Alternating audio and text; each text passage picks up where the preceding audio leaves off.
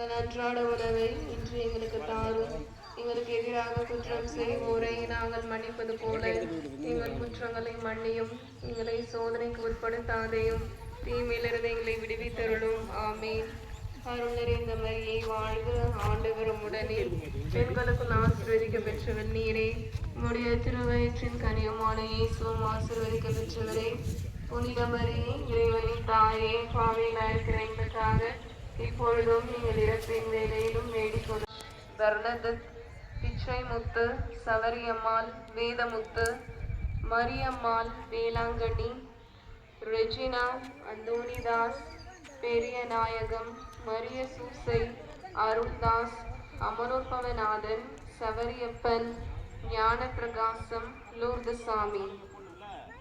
விண்ணுலகில் இருக்கின்ற எங்கள் இயேசு மக்கள் கூட்டத்தை கண்டு மலை மீது ஏறி அமர அவருடைய சீடர் அவர் அருகே வந்தனர்.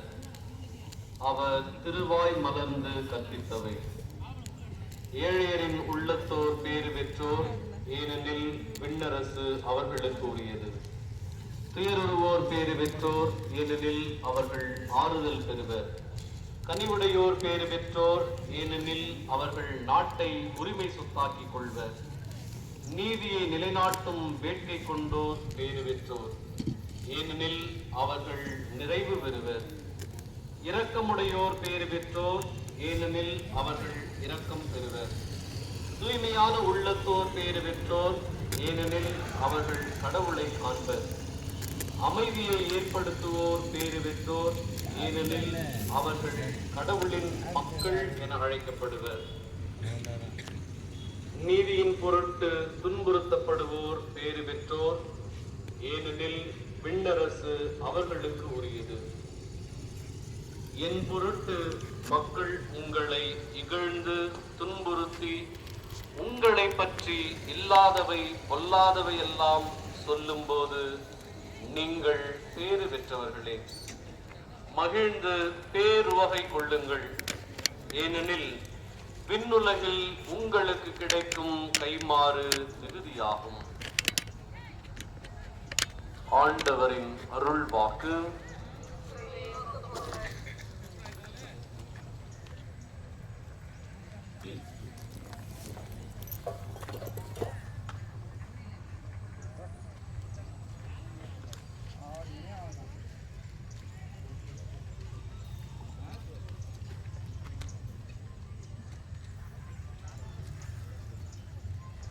ஆண்டவர் இயேசுவில் பிரியமான சகோதர சகோதரிகளே,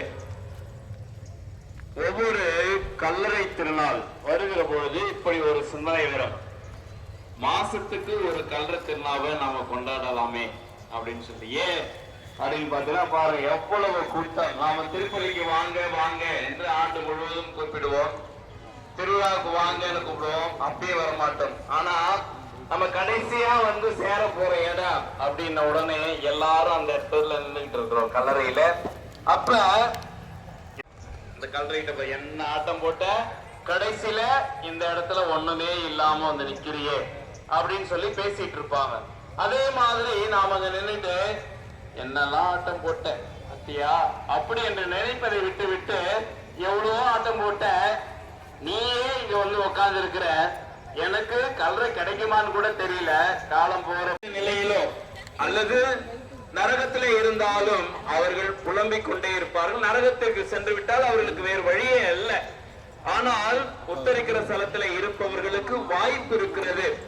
அந்த வாய்ப்பு, அந்த ஆன்மாக்கள் எல்லாம் எனக்காக யாராவது வேண்டிக்க மாட்டாங்களா? ஒரு பாட்டு ஒண்ணு இருக்கு, யூடியூப்ல அடிக்கடி வரும். என் இதயம் யாருக்கு தெரியும், என் இதயம் யாருக்கு தெரியும், என் வேதனை யாருக்கு புரியும். அடுத்த லைனு, என் தனிமை என் சோர்வுகள் யார் என்னை தேற்றுவார் அப்படின்னு ஒரு பாடல் இருக்கு. அந்த கல்லறையில இருக்கிறவங்க எல்லாம், அந்த உத்தரிக்கிற நிலையில இருக்கிறவங்க எல்லாம் இதுதான் பாடிட்டு இருப்பேன். எதை திருப்பி உங்களால் எப்படி முடிகிறது? இப்படி கேவலமாக திட்டிய பொழுதும் அமைதியாக எப்படி இருக்க முடிகிறது என்று கேட்ட பொழுது அவர் பதில் சொல்லுகிறார், குரு சரி, அதற்கு முன்பாக நான் உனக்கு ஒன்று சொல்ல வேண்டும். நான் கேள்வி கேட்க வந்தவன்ட்ட ஒன்று சொல்றேன். நீ இன்னும் 7 நாளில் சாக போகிறாய். நான் வந்தது, குருவே உன்னை திட்டிட்டு இருக்கிறாங்க, உங்களுக்கு ஒண்ணுமே இல்லையா என்று கேட்க வந்தான். ஆனால் குரு அவனை பார்த்து, அதற்கு முன்பாக உன் கேள்விக்கு பதில் சொல்வதற்கு முன்பாக நான் உனக்கு ஒன்று சொல்ல வேண்டும். நீ இன்னும் 7 நாளில் சாக போகிறாய். இதை கேட்ட உடனே எல்லாமே மறந்து போச்சு, எல்லாம் முடிஞ்சு போச்சு. ஒரு விதத்துல யோசிக்கிறான், இது நடக்குமா, இவர் தானே, இருந்தாலும் நம்முடைய குரு சொல்லிவிட்டாரே 7 நாள். வீட்டுக்கு போறான், எல்லாத்தையும் மறந்துட்டான். வீட்டுக்கு நடந்து போயிட்டே இருக்கும்போது விண்ணரசு அவர்களுக்குரியது. யாரெல்லாம் விண்ணரசை உரிமையாக்கிக் கொள்வார்கள், யாரெல்லாம் கடவுளை காண்பார்கள், யாரெல்லாம் ஆறுதல் அடைவார்கள், எளிய மனது பேறு பெற்றோர், ஏழையரின் உள்ளத்தோர், எளிமையின் உள்ளத்தோர், தூய்மையின் உள்ளத்தோர், அமைதியின் உள்ளத்தோர், அன்பின் உள்ளத்தோர், சமாதானத்தின் உள்ளத்தோர் அனைவரும் பேறு பெற்றவர்கள். கடவுளை காண்பார்கள், கடவுளை முகமுகமாக தரிசிப்பார்கள், விண்ணரசை உரிமையாக்கிக் கொள்வார்கள், நாட்டை உரிமை சொத்தாக மாற்றிக் கொள்வார்கள், ஆறுதல் அடைவார்கள். எப்படி நாம் வாழ்கிற வாழ்க்கை ஏழ்மையின் உள்ளமாக, எளிமையின் உள்ளமாக, அமைதியின் உள்ளமாக, சமாதானத்தின் உள்ளமாக, அன்பின் உள்ளமாக வாழ்கிற பொழுது அத்தகைய ஒரு உள்ளத்தோடு நாம் வாழ அழைக்கப்படுகிறோம். அப்படி வாழ்கிற பொழுது என்ன பிரச்சனை வரும்? அடுத்ததாக இயேசு கிறிஸ்துவை நாம் தலைமை குருவாக கொண்டுள்ளதால் நாம் அறிக்கையிடுவதை விடாமல் பற்றி கொண்டிருப்போம். அறிக்கையிடுவது என்ன? அவர்தான் எல்லாம். அதை விடாமல் பற்றி கொண்டே இருக்க வேண்டும். அப்படி விடாமல் பற்றி கொண்டே இருக்கிற பொழுது நமக்கு என்ன கிடைக்கும்? நம்முடைய தலைமை குருவான இயேசு கிறிஸ்து எல்லா வகையான சோதனைக்கு உட்பட்டு, எல்லா விதையான வேதனையை அனுபவித்து மீண்டும் நாம் எப்படி வாழ வேண்டும் என்பதை சொல்லிக் கொடுத்ததனால் நாம் பலகீனனாக இருக்கிற பொழுது நாம் அவரை தகராறு செய்யாமல் நம்மால் வாழ முடியும். அப்படி வாழ்கிற பொழுது நமக்கும் இறையாட்சி உண்டு, நம்மை சார்ந்தவர்களுக்கும் இறையாட்சி உண்டு. அதற்காக தொடர்ந்து திருப்பலியிலையும் கொண்டாடுவோம்.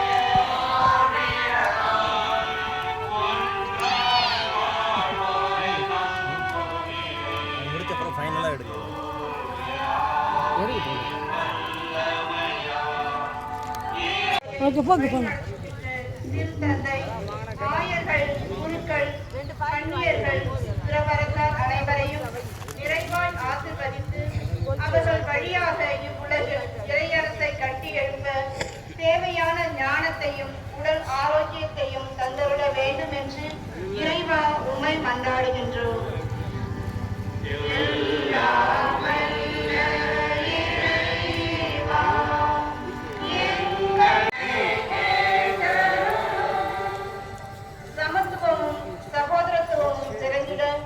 ஏற்றத்தாழ்வு மறைந்திட, இருப்போர் இல்லாதவரோடு பகிர்ந்து வாழ்ந்திட இரக்கமுள்ள இதயத்தை எங்கள் ஒவ்வொருவருக்கும் தந்தருள வேண்டும். எல்லாம் வல்லவரும் இரக்கமுள்ளவருமான இறைவா, இறந்தவும் அடியார்களை இப்பலியின் வழியாக கிறிஸ்துவின் இரத்தத்தால் அவர்களின் பாவங்களிலிருந்து கழுவி போக்கிட உம்மை வேண்டுகின்றோம். அதனால் திருமுழுக்கு தன்